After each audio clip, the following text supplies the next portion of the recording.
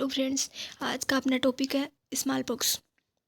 आज हम small pox के बारे में पढ़ेंगे, जो कम्युनिटी का एक अच्छा टॉपिक है। Small pox is a severe, highly contagious and often fatal virus disease. It is caused by a variola virus, a membrane of the orthopox virus family. It is a DNA virus. ये जो small pox होता है ना, ये बहुत ज़्यादा highly contagious disease होती है जो वेरियोला वायरस से फैलती हैं। और ये जो वेरियोला वायरस होता है ये ऑर्थोपॉक्स फैमिली का मेंबर होता है और ये एक डीएनए वायरस है। स्मॉल पॉक्स को ना हिंदी में चेचक बोलते हैं। ये ना एक सीरियस बीमारी है और जानलेवा भी है, और थी मतलब अब नहीं है ये। ये वेरियोला वायरस के कारण होती है और दुनिया की पहली ऐसी बीमारी है जिसे पूरी तरह से इरेडिकेट कर दिया गया है, यानी ख़त्म कर दिया गया है। बात करें इसकी एपिडेमियोलॉजी की, इसकी epidemiological history and last case in India. यहाँ से नोट शीट में क्वेश्चन आते हैं, हर एग्जाम में आते रहते हैं। Last case in India, India में लास्ट केस आया था 24 मई 1975। याद रख लेना, इंडिया में इसका लास्ट केस आया था 24 मई 1975। India declared small pox free, India ने डिक्लेयर कर दिया था स्मॉल पॉक्स फ्री अप्रैल 1977, यानी 75 में लास्ट आया था। 2 साल बाद में ये इरेडिकेट हो गया था यहाँ से। इंडिया से इसको स्मॉल पॉक्स फ्री कर दिया गया था। And last case in world के अंदर लास्ट केस आया था 26 अक्टूबर 1977। और ग्लोबल इरेडिकेट, यानी इसको दुनिया से इरेडिकेट कर दिया गया था, मतलब ख़त्म कर दिया गया था 8 मई 1980। WHO ने डिक्लेयर किया था। याद रखना, लास्ट केस इंडिया में 1975 में आया था और इंडिया में इसको स्मॉल पॉक्स फ्री कर दिया गया था 2 साल बाद में 1977 में। और वर्ल्ड में 1977 में इसका लास्ट केस आया था और इसको वर्ल्ड से यानी ग्लोबल इसको इरेडिकेट कर दिया गया था 1980 के अंदर। बात करें इसके मोड ऑफ ट्रांसमिशन की, तो primarily through droplet nuclei, respiratory tract and direct contact and with infected skin lesion और कंटामिनेटेड बेडिंग एंड वॉमिट्स। यानी ये क्या होता है, ये ड्रॉपलेट फैलता था और रेस्पिरेटरी कॉन्टैक्ट से एंड डायरेक्ट कॉन्टैक्ट से फैलता था, जो उसके स्किन के जो लीजन होते थे उनके कॉन्टैक्ट में आने से, और जो पेशेंट जो उसके बेड की जो बेडशीट वगैरह होती थी या फिर कंबल वगैरह होती थी उनसे फैलता था। क्लिनिकल स्टेज की बात करें, clinical stage and rashes characteristic कैसा होता है। इंक्यूबेशन पीरियड इसका 7 से 17 दिन का होता है, एवरेज इसको 12 दिन मान सकते हैं। एंड प्रोडर्मल स्टेज इसकी, ये इसमें प्रोडर्मल स्टेज जो होती है ना, इसमें हाई फीवर होता है एंड सीवियर बैक एक होता है एंड हेड एक होता है। प्रोडर्मल स्टेज जो होती है ना, इस शुरुआती लक्षण इसमें आते हैं, यानी इसमें क्या होता है, बहुत तेज उसको बुखार आएगी और कमर में भयंकर दर्द होता है उसको। एंड इसके रेसेज स्टेज की बात करें तो इसके जो रेसेज होते हैं वो सेंट्रीफ्यूगल डिस्ट्रीब्यूशन होता है इनका। Rashes appear first on the face, यानी सबसे पहले ये फेस पे दिखाई देते हैं and then limb and are least on the trunk, stomach and back. यानी सबसे पहले फेस पे होंगे और बाद में लिम्स पे यानी हाथों पैरों पे और ट्रंक पे, स्टोमक पे, बैक पे, यहाँ पे दिखाई देंगे। यानी इसके रेसेस जो होते हैं ना, वो ये रेसेस जैसे दाने जिनको बोलते हैं, ये सेंट्रीफ्यूगल होते हैं। यानी सेंट्रीफ्यूगल का मतलब है कि ये दाने शरीर के बाहरी हिस्सों में, जैसे कि फेस पे, हाथों पैरों पे यानी लिम्स पे ये ज़्यादा होते हैं और पेट और पीठ पर यहाँ पे कम होते हैं। उसके बाद में palm and sole, rashes are present on palm and sole. इसके जो रेसेज होते हैं वो ये हथेलियों में और पैरों के तलुओं में भी ये होते हैं, जबकि चिकन पॉक्स के ऐसे नहीं होते हैं। चिकन पॉक्स जो होता है ना, उसके हाथों की हथेलियों में और पैरों के तलुओं में उनके रेसेज नहीं होते हैं, जबकि स्मॉल पॉक्स के यहाँ पे होते हैं। ये उस डिजीज से अलग करता है इसको। मोनोमॉर्फिज्म का मतलब होता है all races in one area, यानी सारे रेसेज है ना वो एक ही एरिया में है एट द सेम स्टेज में of development. Example, all are pustule at the same time.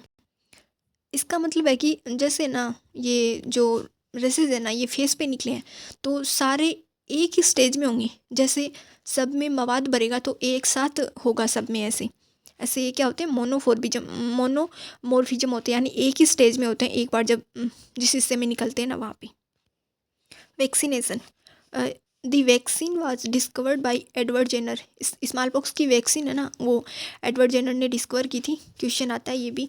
And the 1796 first vaccine in history, it contain live vaccinia virus.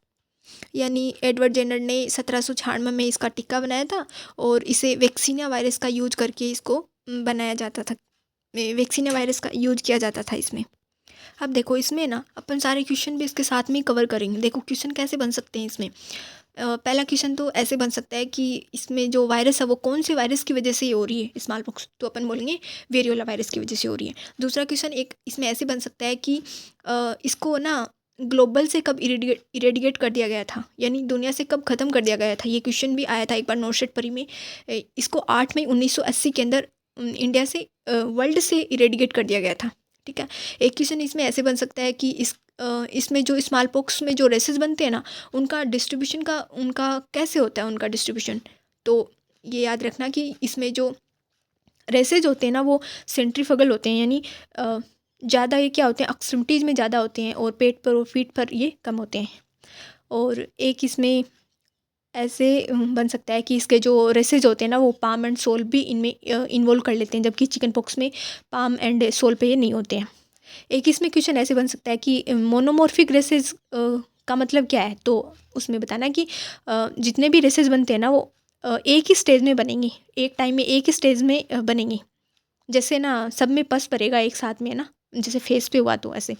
और एक ऐसे बन सकता है कि father of immunology discover small pox vaccine, किसने इसको डिस्कवर किया था, तो एडवर्ड जेनर ने।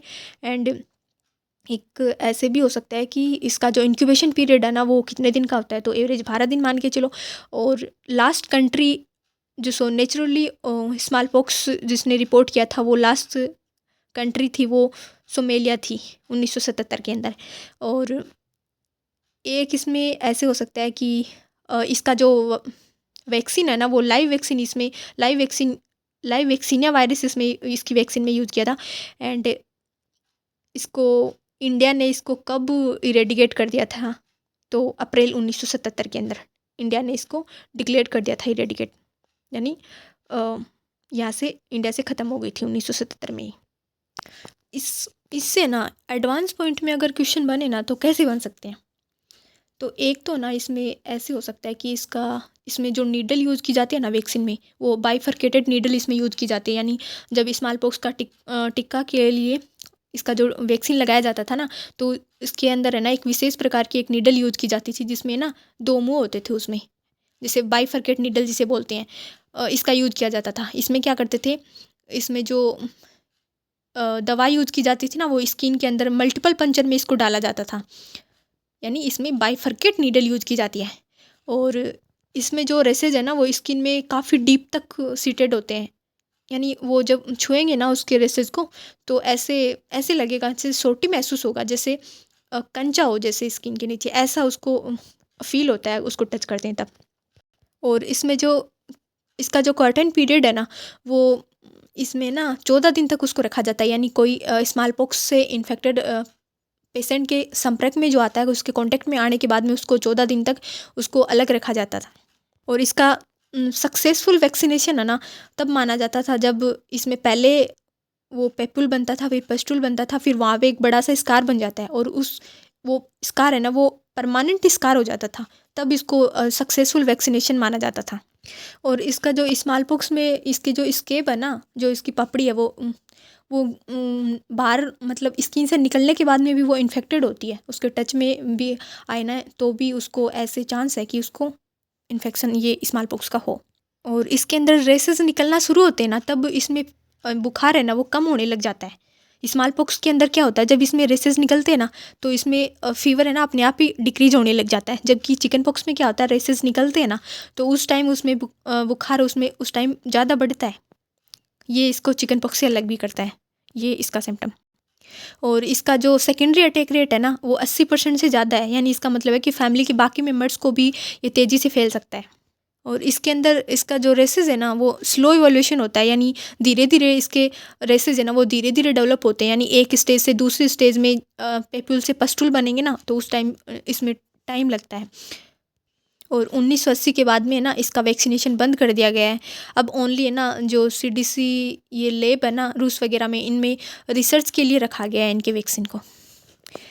मैंने ना सारे टॉपिक इसमें कवर करने की कोशिश करी है। आशा करती हूँ आपको समझ आया होगा। Thanks for watching.